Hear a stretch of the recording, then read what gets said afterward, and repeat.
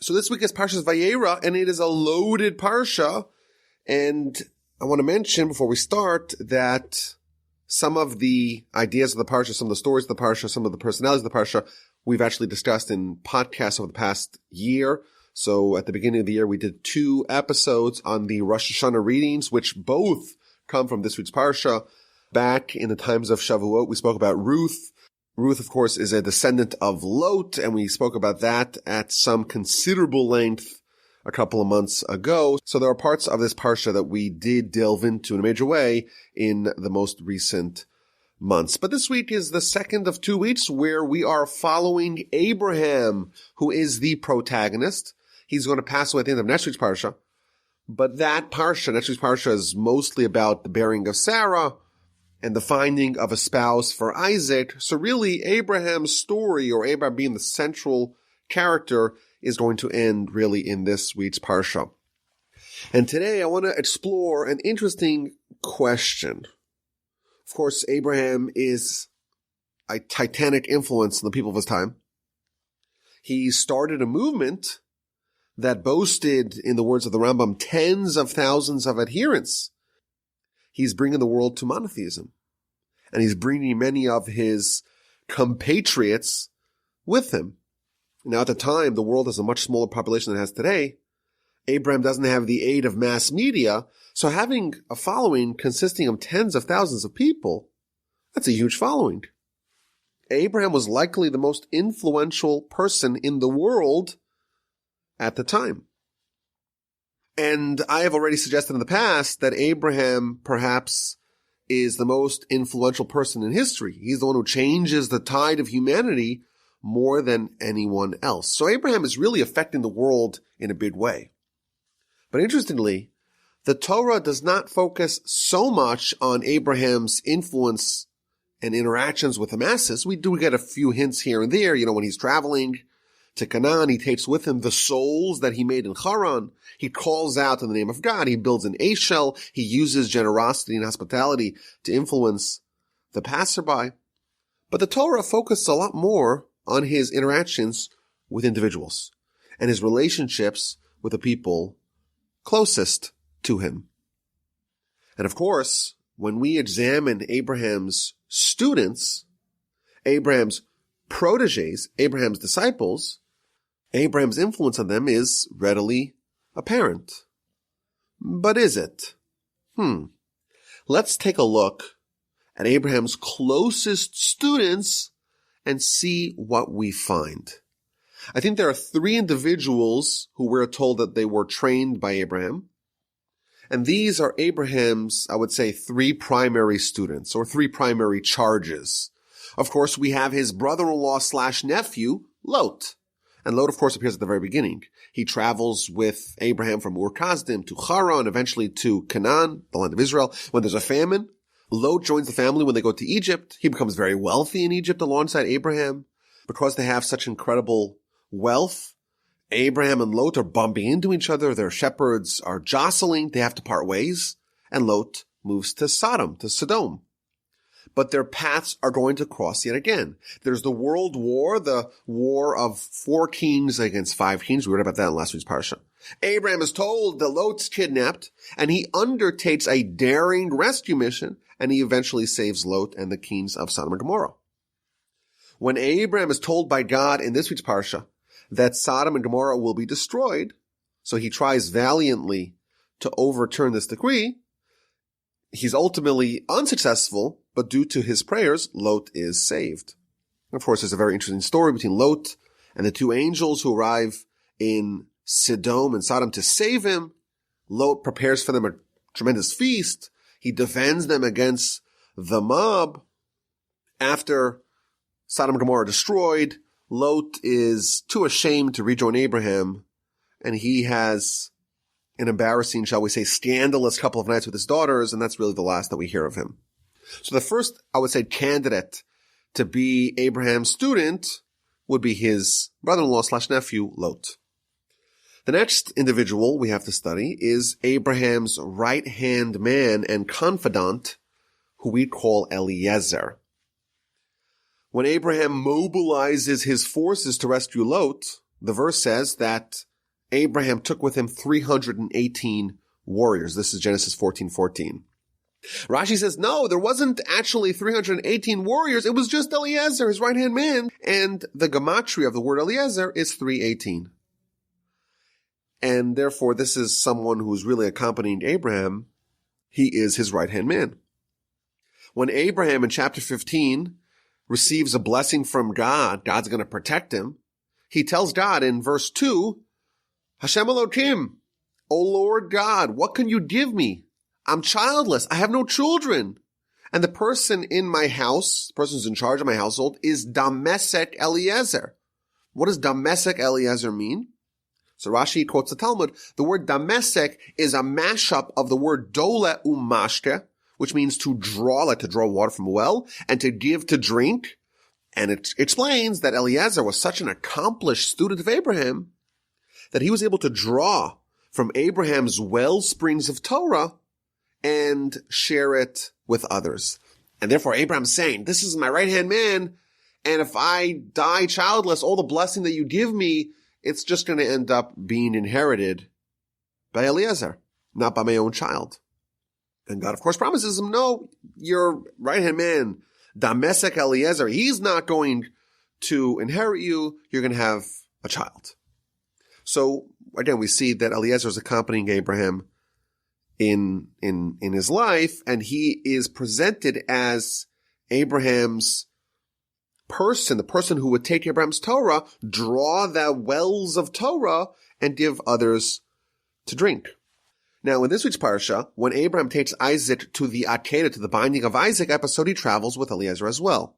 In next week's Parsha, Eliezer is featured prominently when Abraham instructs him to go seek a wife for Isaac. So he travels to Abraham's hometown with 10 laden camels, and he makes the test. Of course, we'll read about this next week. He makes the test for Rebekah.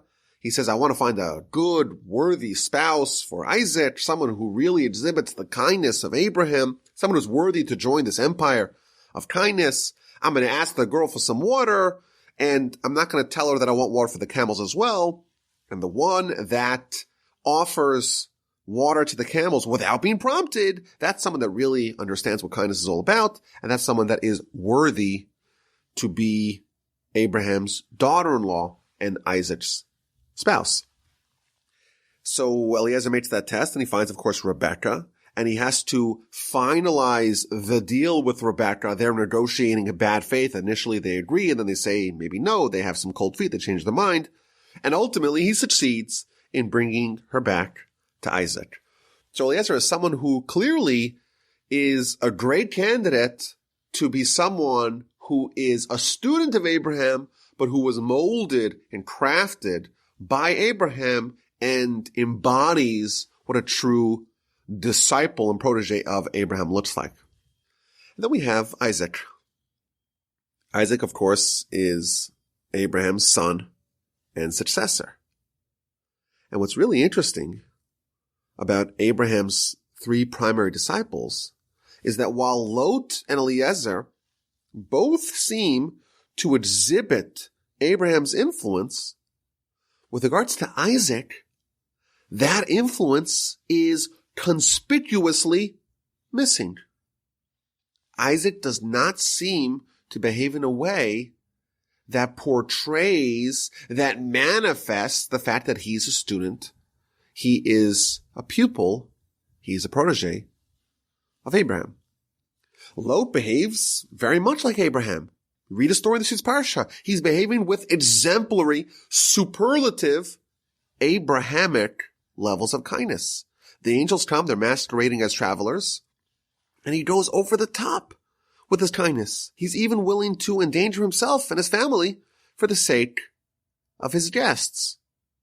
In Sodom, Lot is displaying kindness and warmth and faith, really, that apparently is emblematic or is similar to what he picked up from Abraham. You could even make an argument, and I heard this particular argument from my grandfather, blessed memory, that the reason why Lot moved to Sodom was to be an influence on them. Like Abraham, he was trying to imbue the sinners and the pagans with faith. Perhaps he viewed himself as Abraham's emissary, Abraham's representative, in Sodom. So clearly, Lot was heavily influenced by Abraham. What about Eliezer? Eliezer, Abraham's confidant, Abraham trusts him completely. He travels to scout out a spouse for Isaac, and he's able to suss out the potential candidates with great skill. When he sees that Rebekah offers the water to the camels, of course this is again like we said in next week's Parsha, she exhibits the requisite kindness to join Abraham's family. Eliezer also distinguishes himself and acts as a true student of Abraham when dealing with Rebekah's family. And again, he's described as Dolo Mashke. He draws Abraham's Torah and teaches it. He clearly, like Lot, put in his hours as a pupil of Abraham and absorbed Abraham's teachings. But what about Isaac? We don't seem to see how Abraham influenced his own son Isaac. It's really hard to see Abraham's fingerprints, if you will, on Isaac. In fact, quite the contrary. They seem to be spiritually mismatched. Abraham is forever associated with unbridled kindness. Chesed l'Avraham. Isaac is the polar opposite. His enduring attribute is that of strict judgment. Yet Isaac is the heir. He's the successor of Abraham. When Eliezer accompanies Abraham and Isaac to the binding story in this week's Parsha, Abraham tells Eliezer, "You stay here with the donkey." And the Midrash tells us that when they arrived at the mountain, when they arrived at Mount Moriah, Abraham asked the question, "What do you see? Do you see what I see?" He saw a cloud hovering over the mountain, similar to the cloud of Sinai. The mountain of Mount Moriah had the presence of God over there. But he asked the people that were traveling with him, "Do you see it?" And Isaac says yes. And Ishmael and Eliezer, they say no. And Abraham says to them, "Okay, you stay here with the donkey. You are spiritually unfit to partake in this experience. This is something that only Abraham and Isaac are privy to. Only they can participate in." Abraham and Isaac are together. They go up together to the mountain. They are on a different level than the people that remain with the donkey. They're part of the pantheon. Abraham, Isaac, and of course, Jacob. And it's so interesting that Abraham apparently has no discernible impact on Isaac. It's not so clear how Abraham influenced him. Now you may argue, I think legitimately, that in next week's Parsha, that in a few weeks we're going to read how Isaac had to travel to a foreign land and he presented his wife Rebekah as his sister. So clearly he is channeling some of what he learned from Abraham. But again, it's kind of odd that the heir and successor to Abraham, not just because he's his child, because he truly embodies what Abraham stood for, is someone that doesn't seem to have, at least in a way that is overt, it's clear to us to see, he doesn't seem to have the same impact that Abraham's other protégés have. How do we make sense of that? So I want to suggest an idea. Now, the crux of this idea I heard from my grandfather, but the idea I think is a very powerful one. It's a very valuable lesson as to how to be a good student, how to absorb and integrate the teachings and the ideas of great teachers. Abraham indeed had three primary disciples, Lot, Eliezer, and Isaac. But these three disciples are three different kinds of students. Each one absorbed Abraham's teachings in their own unique way and in a different way. Let's start with Lot. It may seem that Lot was the greatest student of Abraham. the over-the-top kindness that he has with the angels in Sodom seems to be a mirror image of Abraham's behavior with those same angels earlier. Parsha begins, Abraham is running around doing crazy kindness with the angels, and a few verses later, Lot's doing the same thing. He's behaving with superlative kindness to the same angels. You read the stories, it's almost identical how Abraham and Lot are treating these angels. But here's the critical point, and I think we might have mentioned it in the other podcast. When the cities of Sodom and Gomorrah are going to be destroyed, verse 29 of chapter 19, we read how Lot is saved. And the verse says that when God was destroying these cities, he remembered Abraham. And he sent Lot from amidst the upheaval of the city. So the question that Rashi asks is, why is God remembering Abraham to save Lot? And Rashi says something astonishing. Make sure you're sitting down in a chair before you hear this one. Asks Rashi, why is God remembering Abraham to save Lot? Says Rashi, God is remembering that Lot, Abraham's brother-in-law/nephew, he knew that Sarah was the wife of Abraham. And when they go down to Egypt together, and the people are interrogating Abraham and Sarah, who is this woman? How do you know her? What's your relationship? Are you married? And Abraham says, no, she's my sister. Lot could have blown this all up. Lot could have revealed the truth. And he kept quiet. He didn't implicate Abraham. He had mercy on Abraham.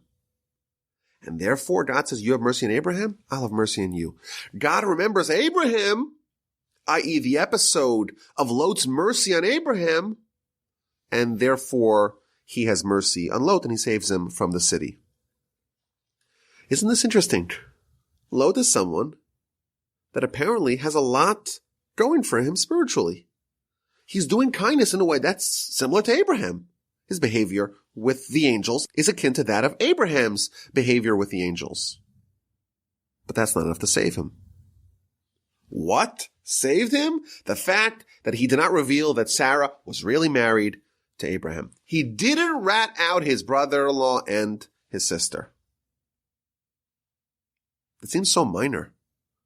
Who is going to reveal such damaging, such harmful information to the inspectors? What great accomplishment is it for Lot to keep quiet when he has some damning information against his brother-in-law? Doesn't seem to be like it's a great accomplishment. Yet that's what saved him, and not the kindness. So my grandfather, blessed memory, would always quote this answer that was given by the Alter of Slobodka, which, by the way, we did several podcasts on the Jewish History Podcast channel on this great individual of Jewish history, the Alter of Slobodka, Rabbi Nassim Tzvi Finkel, of blessed memory. And he said like this, Lot was indeed an exemplar of kindness. But that was only what he saw Abraham do, and he merely copied it. Lot's kindness was mimicry, and mimicry does not save you from destruction. The only deed in Lot's whole history that was his and his alone was indeed something really small. Who, after all, would reveal such harmful information about their brother-in-law and sister to the authorities? So it was small, comparatively, in relation to the deed of kindness. But that was his. And it wasn't something that he copied from Abraham. Lot was the lowest level student of Abraham, of these three. His absorption of what Abraham taught, the kindness of Abraham, was very surface level. He was like a parrot, as we say. The parrot just repeats what he sees. He sees the kindness and he does it. His behavior was mimetic. His understanding of what Abraham represents was very surface level. And it actually led him astray. It led him to do things that were very corrupted and warped. He offers his daughters to the mob. Where does that come from? The answer is that he didn't really understand anything on his own. He just copied Abraham. And he wanted to be like Abraham. He wanted to sacrifice something for kindness. And therefore, he sees a situation where these guests of his are in peril. And he says, I'm going to sacrifice. I'll even give her my daughters for it. This is an example of someone who didn't fully absorb the approach of his teacher. He only knew how to copy it. And therefore, when there was a new situation that he never saw with Abraham was never forced to make a choice between guests and his family. He never witnessed the situation. Therefore, he didn't know what to do. And he made a grave blunder because he never saw this particular episode, this particular challenge, this particular dilemma in Abraham, and he was not able to copy Abraham in this situation, and he went astray. Lot was an expert at puppeting Abraham. He was a perfect copycat of Abraham. But this mimetic learning is severely limited. That's the lowest level of Abraham's protégés. The next level is Eliezer. Eliezer is described as someone who would draw the waters of Torah of his teacher and give it to others to drink. Dole umashke mitoras rabbi lacherim. Eliezer was not only a student of Abraham's Torah, he was a purveyor of Abraham's Torah. Abraham had followers. Abraham had adherents. Abraham would lecture. Abraham would teach. Abraham called out in the name of God. And his teacher's assistant, if you will, is Eliezer. And any student that had a question, they would go to Eliezer. Eliezer, perhaps, after Abraham's lecture was over, he would review it. He would rephrase it. He would explain it in a way that everyone understood. Unlike Lot's understanding, which was hollow, maybe he could repeat it verbatim. Maybe he could perfectly copy Abraham, but it was empty. In the words of the Talmud, there is something called an action of an ape. Monkey see, monkey do. That's what Lot was like. It was perfect mimicry, but devoid of substance. Eliezer was not like that. He understood the principles of Abraham's Torah, not just the words, not just the surface. And he would apply first principles thinking to Abraham's Torah. He would distill the insights down to their core, down to the principle, boil it down to its essence, and then he would be able to extend it elsewhere. If you truly understand the principle, you should be able to phrase it in 10 different ways. You should be able to see it in other areas, in other domains. You could see other places where this principle can be applied, and you could teach it effectively. Eliezer's grasp of Abraham and Abraham's Torah was so complete that he was the one who Abraham made in charge of teaching others. And he was the one that Abraham trusted with a sacred mission of finding Isaac a wife. He gets to the well, and what does he do? He's able to devise a test to determine if the prospective spouse indeed had Abrahamic kindness. Eliezer had such a keen understanding of Abraham that he knew precisely how to identify that characteristic, that gene, so to speak, in others. And he was able to craft the perfect test to determine if the candidate is indeed suitable. That's Eliezer, this next level of protege. He drew from the wells of Abraham's Torah and gave it to others, extended it further. But even Eliezer was not the ultimate protege. Isaac is the highest level of a student. Isaac was Abraham's spiritual successor, spiritual heir, in addition to being his child. And it seems that Isaac's lack of manifestation of Abraham's character is a feature, not a bug. Lot is mimicking Abraham's Torah. Eliezer, he's truly understanding it and applying it, extending it outwardly. Isaac is seamlessly integrating Abraham's Torah within him. The highest level of being a student, the highest level of being a protege, is to absorb and digest the principles and layer it in to who you are in your own uniqueness. It's to take the inputs and marry it, fuse it with your inborn uniqueness to create something new. The ultimate student is not someone that's trying to recreate their teacher, but to create the best version of themselves with the teachings of their teacher.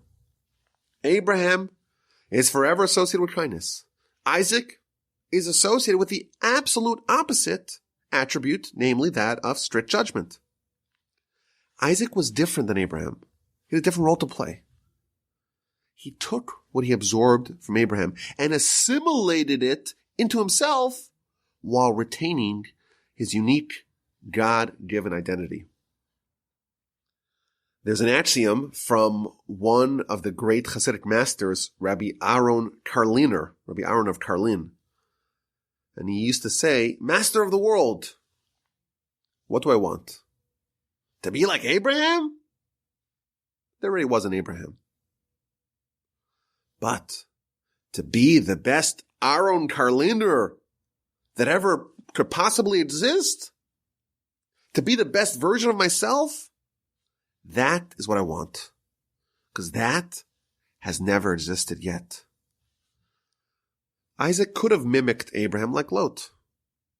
He could have been someone who discarded their own identity and says, "I'm just going to be a copycat.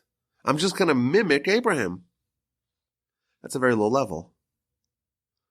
Even Eliezer is a low level.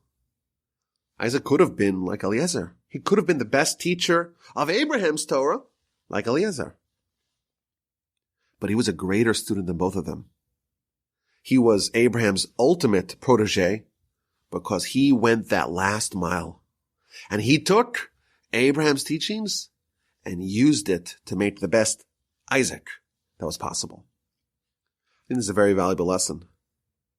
When we absorb, maybe there's 3 different stages. Maybe the first stage is what we could call maybe Lotian mimicry. Like Lot, we just copy. And hopefully we start absorbing. A much higher level is the Eliezerian true understanding. When we really get it, it really resonates, and we start to apply it elsewhere. But the highest level is the Isaacian integration and assimilation, and that is when your own unique identity is still present, but you've integrated and you've absorbed and you've assimilated within you the teachings of your master, but you've made it your own. And now you could exhibit it in your own fashion, not just as a representative or purveyor of your master. Very powerful and insightful teaching. And as always, my email address is rabbi@gmail.com. I want to say that before we start this week's version of A&Q. Okay, so let's again reiterate what A&Q is. We have some new listeners, I'm sure. A&Q, answers and questions. There's questions and answers where the audience asks me a question. And if you have a question, you could shoot me an email, rabbi@gmail.com. But on the Parsha Podcast, we like something else. We like answers and questions. Namely, I give you a question, and let's see what you got. Let's see what answers you could come up with to this week's Parsha question. So this week's Parsha question is about the binding of Isaac. Chapter 22. One of the most vivid, interesting, perplexing, if you will, stories in the entire Torah.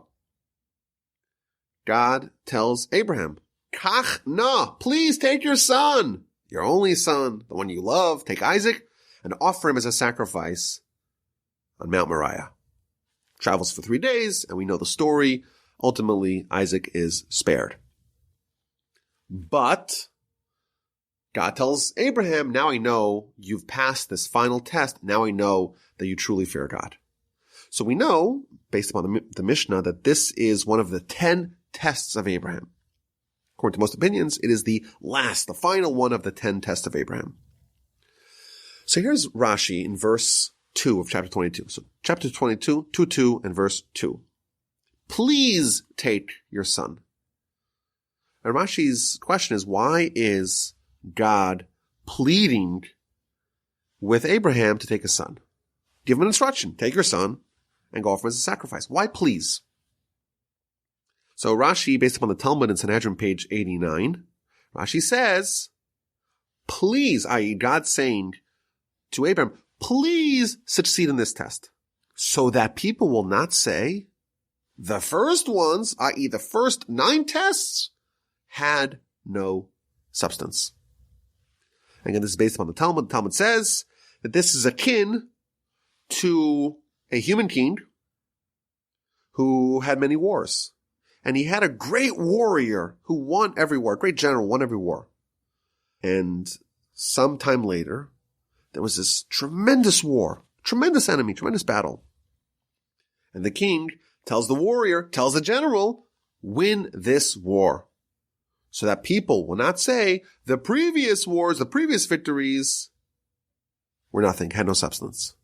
So too, they might tell us, Abraham, I tested you so many tests. I told you to go to Israel. I told you to send away Ishmael. I had your wife kidnapped.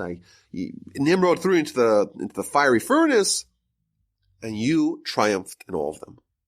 But please, please, please succeed in this one. Why? Because if you don't, everyone's going to say that the first ones had no substance. And here's the question.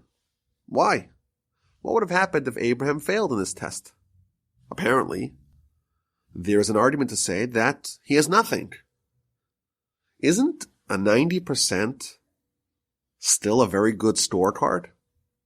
Now, I wouldn't really know what that feels like, but I'd imagine if someone scores 90% out of 100, it's still pretty good. Why would it be considered negligible if Abraham failed his last test? If you have an answer to this question, send me an email, rabbiomajib.com. Okay, let's talk about last week's question. And I think it was a really hard question. The question is, why was Abraham's first foray into the land of Israel specifically to the city of Shechem? And we mentioned that Jacob, when he ascended to Israel from spending 22 years with Laban, now he's got a big family, the first city that he goes to is also Shechem. And then Joshua, leading the nation after the death of Moses, when he crosses over the Jordan, enters the land, the first day he spends in the land of Israel, goes to Shechem and goes to Mount Gerizim, Mount Ebal, and has the very important event where half the nation goes into one mountain, half the nation goes to another mountain, the Levites are in the middle, and they have the blessings and the curses. Why specifically is the city of Shechem the first place we go to in the land of Israel? Now, of course, the subtext of this question is that different places have different spiritual energies. Of course, this should be obvious. Much of the Torah is obsessed with the land of Israel, with the land of Canaan. Moses is so intensely craving to enter the land. So maybe we could reframe this question as, what is the spiritual energy of the city of Shechem? I think it's a very hard question. And the city of Shechem is going to appear many times in the book of Genesis, and maybe we will encounter some other ideas over the next couple of weeks as we read more about the stories of this city. But I did get fewer answers this week than previous weeks, and that was expected. But what I really liked is the process, so to speak, of people researching the question, researching the subject, and trying to assemble all the little bits of information that we know about this city. So a bunch of people pointed out that the city of Shechem, the word Shechem, is Hebrew for shoulder. Maybe that's a clue. 3 different people described Shechem using the identical word crossroads. I thought that was a very astute observation. It's been mentioned that Shechem, the city of Shechem, has deep associations with Joseph. It's the place from where Joseph is sold. It's where Joseph is buried. Jacob apportions the city of Shechem to belong to Joseph in Genesis 48:22. In this city, Dinah was raped, and then Shimon and Levi, her brothers, ravaged the whole city in retaliation. There's a lot of stuff going on in this city. Now we know that Joseph actually married the daughter of Dinah that she conceived with Shechem. The city, which by the way is a little confusing because the person Shechem and the city Shechem are different things. So Dinah is raped by an individual named Shechem in the city of Shechem. So that's a little confusing. Just put that out there. This city also hosts the blessings and the curses on these two mountains in this city. And in addition, Shechem is designated as a city of refuge where accidental murderers would have to flee. So I want to suggest the following. Kind of taking together all that we know about the city, what's the common unifying theme? Shechem is the city of blessings and curses. Shechem is a mixture. It's the ultimate mixture of good and bad. It's got both Mount Gerizim and Mount Abel. Now we could say that Joseph perhaps symbolizes the blessing and the curse. He's someone who brings blessing to Egypt. Egypt, it's a city, it's a place that's full of curse. It's full of forces that are antithetical to what the Jewish family represents.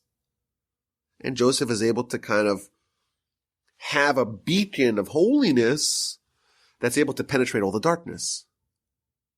He's able to extract the good or portray the good amidst the bad. The brothers of Dinah, what do? They avenge their sister. That act is the manifestation of good and bad. On one hand, it's very good. They display courage and they display brotherhood and they display kinship and love of family. On the other hand, Jacob tells them that you've acted like Esav. There's blessing and curse in their behavior. A city of refuge. An accidental murderer kills someone accidentally. He goes to the city of refuge. What is that? So Talmud tells us that that is both a blessing and a curse. It's a blessing because it gives you refuge. If you're outside of the city, you're vulnerable to the avenger. But it's also a curse. It's also punishment because you have to remain there. You're punished that you cannot go elsewhere. Your mobility is limited. Maybe we could suggest that no city in the land exhibits as much of a mixture of blessing and curse as the city of Shechem. And therefore, perhaps we could say, the first thing that you have to do is you have to separate the good and the bad. The biggest challenge that we have is that the good and the bad, ever since the sin of Adam, where he consumes from the tree of knowledge good and bad, now, or thenceforth, good and bad are mixed. And the objective that we have to do is to be able to separate the two and remove the good and the bad from each other and to be able to reject, repudiate the bad, repudiate the curse, and absorb and imbibe the good. Good and bad are interwoven. And the first task that we have to do is to try to separate them. It's about to identify what's good, what's a blessing, what's bad, what's a curse. Now I was speaking to my oldest brother. His name is Eli Walby. He in fact has a yeshiva. I probably should call him Rabbi Eli Walby. He's my brother, so maybe I'm a little bit lax about that. He's just my older brother, but he actually runs a yeshiva and he has a shul. He's a very great rabbi who lives in Israel. So he was telling me that he gave a lecture last week in his yeshiva. And he pointed out that at the beginning of Genesis, it mentions the word light 5 times. But you know what else it mentions 5 times? The word separation. There's light and there's darkness, and God separates the two. That's the first thing that God does. Similarly, we have light and darkness, blessing and curses, good and bad. And that is most felt in the city of Shechem. The first thing you have to do, you want to absorb the power of Canaan, the power of the land of Israel, you have to go and tackle the prerequisites to absorbing the blessing, and that is, you have to clearly identify what's good, what's a blessing, what's something you must try to absorb as much as possible, and what's bad, what's the curse that you better avoid. Abraham, the first place he goes to, Shechem. Jacob, first place he goes to, Shechem. Jewish people, first place they go to, Mount Gerizim, Mount Abel, the city of Shechem. Let's separate. Let's know what's on this mountain, what's on that mountain, what's a blessing, what's a curse. And the two should not be mashed up, melded together. We shouldn't have this amalgam of good and bad, because once you have that, you don't have the ability to be able to absorb the blessing. I noticed in the verse that talks about Abraham going to Shechem, it has an addendum, the verse. V'hakanani az ba'aretz, and the Canaanites were then in the land. And Rashi explains that this really was not the Canaanites' land. They were encroaching on the land of Shem. Really, they belonged elsewhere, but they were then in the land. I found it really strange. It's describing Abraham's foray, travels in the land, and it gives you this seemingly tangential point. Oh, you should know that at that time, the Canaanites were in the land. What is the relevance of the fact that Abraham's traveling to Makom Shechem, place of Elon Moreh? Oh, and by the way, the residents of the land at that time were the people of Canaan. Why is it relevant to Abraham's travels?